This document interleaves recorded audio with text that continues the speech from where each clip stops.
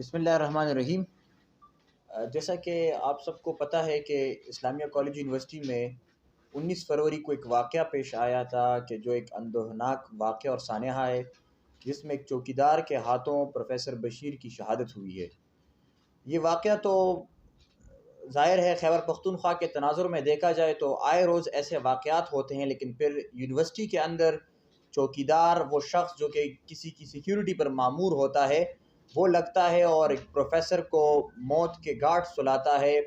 اور موت کے نیند سلاتا ہے، تو اس سوالیہ نشان کھڑا ہوتا ہے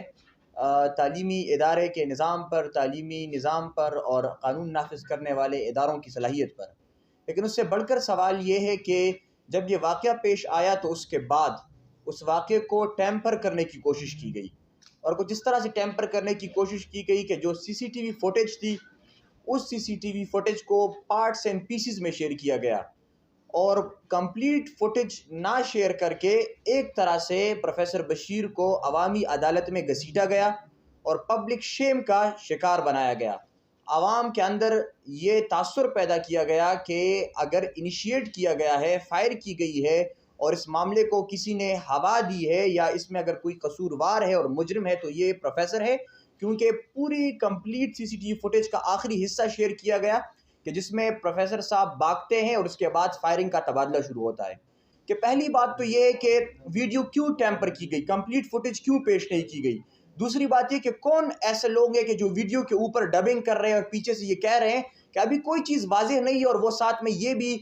کہتے پائے گئے ہیں کہ فلاں نے فائر کر دی اور فلاں نے پہل کر دی اور فلاں مجرم ہے اور فلاں ملزم ہے اور فلاں بے قصور ہے اور فلاں قصوروار ہے۔ پھر یہ دیکھا جائے کہ جب کمپلیٹ فوٹیج سامنے آتی ہے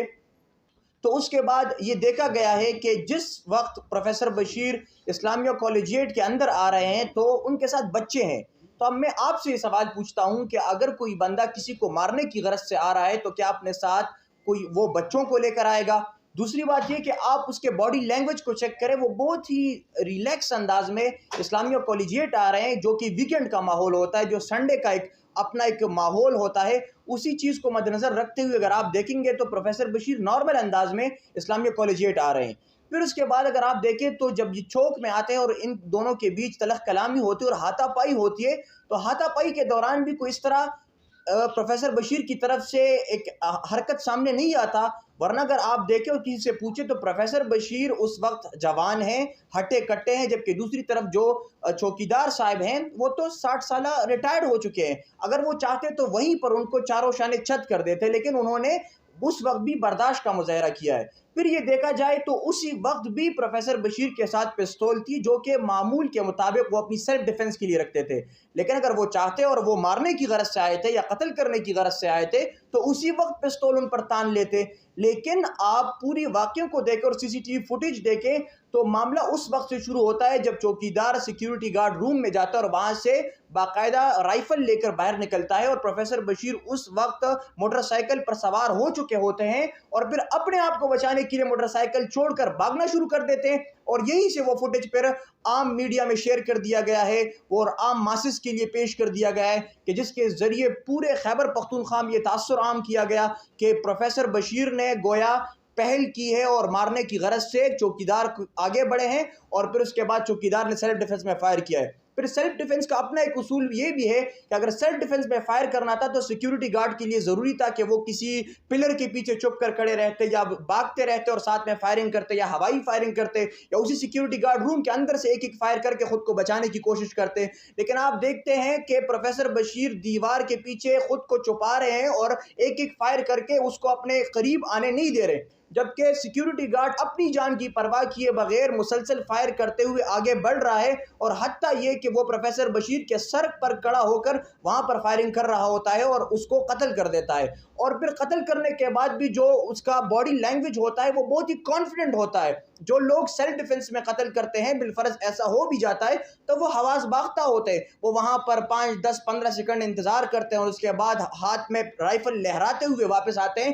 تو یہ ساری چیزیں اس بات کی عکاسی کر رہی ہے کہ معاملہ سنگین ہے، معاملہ بڑی نوعیت کا ہے، سنجیدہ نوعیت کا ہے، اس کو ایسے ٹیمپر نہیں کیا جانا چاہیے۔ تو ہم آئی جی خیبر پختونخوا سے یہ مطالبہ کرتے ہیں اور چیف جسٹس خیبر پختونخوا سے یہ مطالبہ کرتے ہیں کہ اس کیس میں آپ JIT بنائیں، جوائنٹ انویسٹیگیشن ٹیم بنائیں، تاکہ مکمل تفتیش ہو، کمپریہنسو انویسٹیگیشن ہو، کہ جس میں یہ بات سامنے آ جائے کہ کہیں ایسا تو نہیں کہ کوئی کیس پر اثر انداز ہو رہا ہے، کہیں ایسا تو نہیں کہ کوئی کیس کو ٹیمپر کر رہا ہے، کہیں ایسا تو نہیں کہ یونیورسٹی کے اندر ایسے اہلکار موجود ہو کہ جو اس واقعے میں کسی نہ کسی طرح سے ملوث ہو، کہیں ایسا تو نہیں کہ پولیس اپنی پرسنل گرجز کو سامنے رکھتے ہوئے اس واقعے کو ایک اسم سے انفلوئنس کر رہا ہو۔ تو یہ ساری چیزیں ہم میڈیا کے سامنے رکھنا چاہتے ہیں، ملوث افراد کو بے نقاب کیا جائے، وائس چانسلر کی موجودگی میں یہ انویسٹیگیشن نہیں ہو سکتی، وائس چانسلر کو مستعفی ہونا چاہیے، اس کے ساتھ ساتھ اسپیڈی ٹرائل کا مطالبہ کرتے ہیں، اور ساتھ میں ہم شہید بشیر کے یتیم بچوں کے لیے، پروفیسر صاحب کے یتیم بچوں کے لیے کہ جس کی حمایت میں پوری TSA ٹیچر ایسوسی ایشن کھڑی ہوئی ہے، ہم مطالبہ کرتے ہیں کہ ان کو شہداء پیکج میں ایڈجسٹ کیا جائے۔ اس کے ساتھ ساتھ ہم چاہتے ہیں کہ اس کیس کو ایک ہائیلی پروفائل کیس سمجھتے ہوئے حکومت، انتظامیہ اور پولیس ڈپارٹمنٹ اور عدلیہ اس کیس کو ٹیکل کرے، ہینڈل کریں، اور عام طلبہ